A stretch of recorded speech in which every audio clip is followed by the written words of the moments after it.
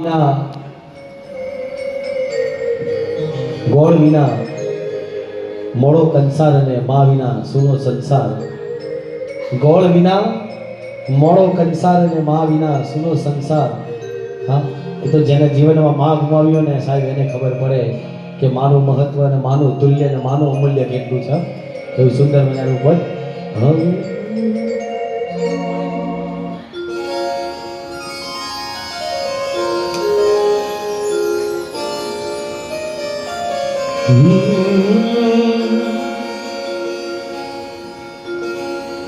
હૈયુને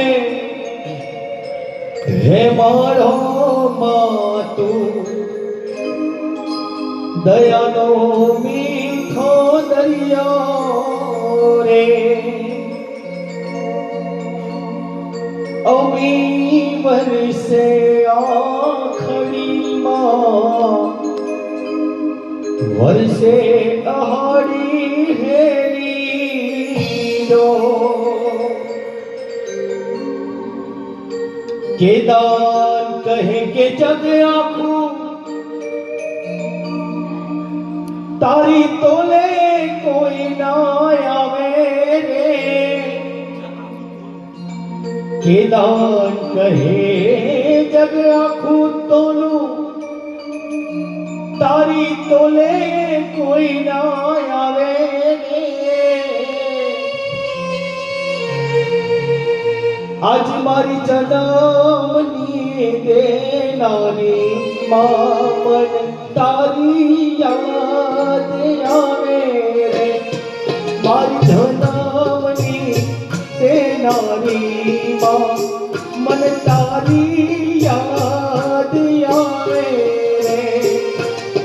તારી યાદ આવે મારા પાપડ પાણી પડાવે રે. તારી યાદ આવે મારા પાપડ પાણી પડાવે રે. મારી જન્મની દેનારી માં મને તારી યાદ આવે રે. મારી જન્મની દેનારી માં મને તારી યાદ આવે રે.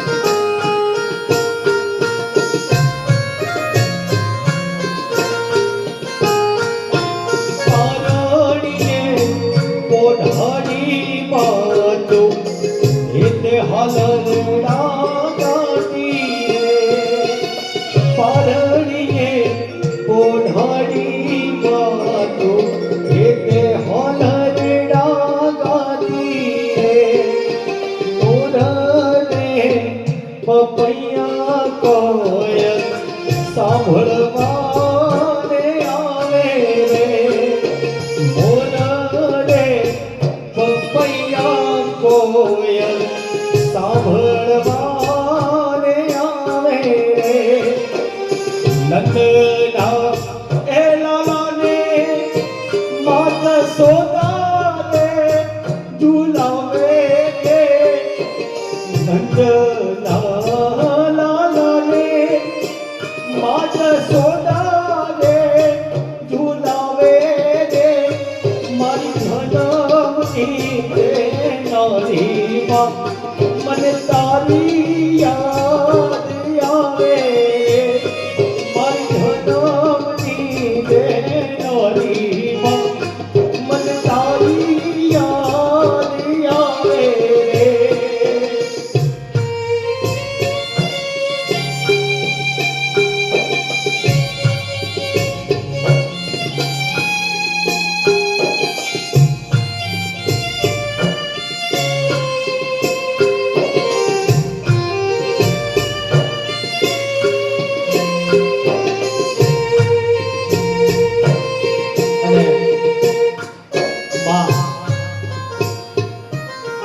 કહેતાની સાથે ને માં બોલતાની સાથે આંખમાંથી આંસુ આવી જાય.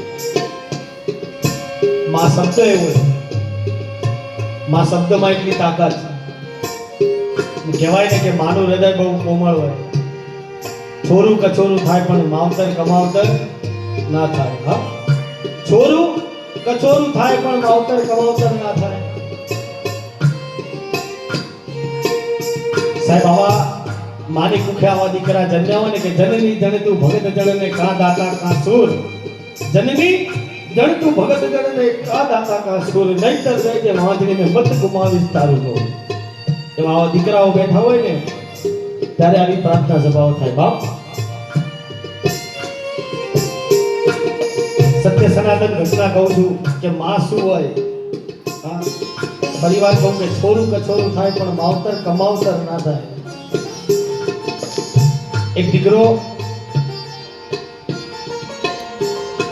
ગરીબ ઘરનો, ગરીબ પરિસ્થિતિ, નાની ઉંમરમાં પિતાશ્રી મૂકીને વિદાય, એમનું મૃત્યુ થઈ ગયું. એ દીકરાને માએ ભણાવી ગણાવીને પેટે પાટા બાંધીને મોટો કર્યો. આ સત્ય બનેલી ઘટના છે. સમય જતા દીકરાના લગ્ન થયા અને લગ્ન થતાની સાથે આપણે બધા જ જાણીએ છીએ કે સંસારનો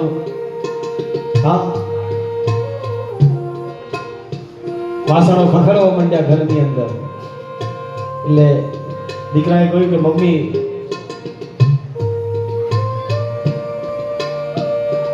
તમને હું હવે આજથી વૃદ્ધાશ્રમમાં મૂકવા આવું છું. કારણ કે મારા ઘરેથી એમ કીધું કે કાં તો આ ઘરમાં મમ્મી નહીં ને કાં તો હું નહીં. સમય જતા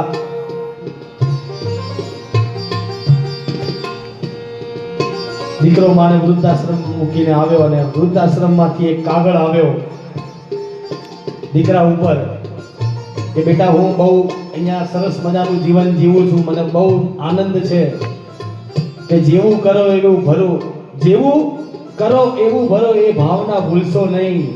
આ શબ્દ પુનિત મહારાજની રચના છે કે જેવું કરો એવું ભરો, એ ભાવના ભૂલશો નહીં.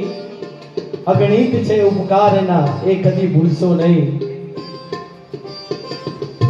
અહીંયા સરસ મજાનું જીવન જીવું છું, બહુ મજા આવે છે, બહુ આનંદ છે, પણ એક વાતની તકલીફ છે કે અહીંયા રૂમની અંદર પંખો સરસ મજાનો ચાલતો હતો પણ બગડ્યો છે. એ પંખો નવો તાત્કાલિક નખાવી આપે તો સારું છે. દીકરો બીજા દાડે એ વૃદ્ધાશ્રમમાં પહોંચીને ઇલેક્ટ્રિશિયનને સાથે લઈ જઈને તાત્કાલિક પંખો નવો નખાવી આપ્યો. અને ત્યારે માએ જવાબ આપ્યો કે દીકરા, આ પંખો એટલા માટે હું તાત્કાલિક નખાવાનું કીધું કે કદાચ કાલ ઉઠીને કદાચ તારે પણ અહીંયા આવવું પડે તો મને ખબર હતી કે નાનપણની અંદર તું પંખા વગર એક સેકન્ડ એક મિનિટ રહી નથી શકતો.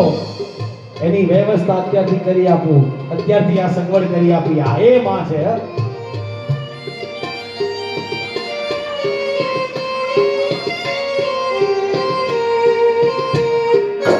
નિંદનો આવે બેટો હોય ઘરની બહારી જો,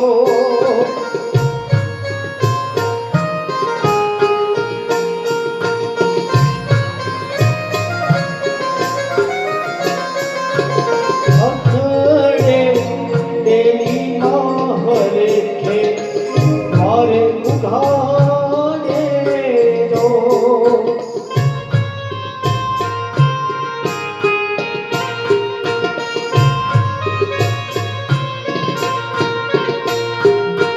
આવ્યો મારા લાલે, મારા વારણા લે વારે રે. આવ્યો મારા લાલ, એ મારા વારણા લે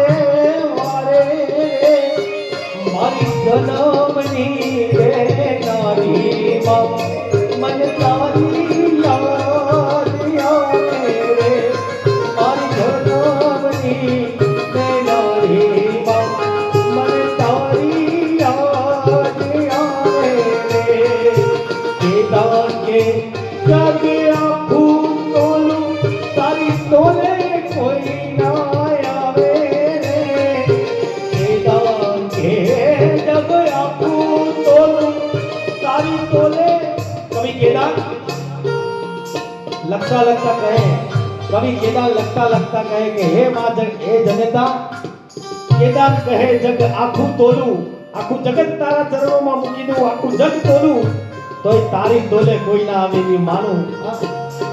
કે કેદાર કહે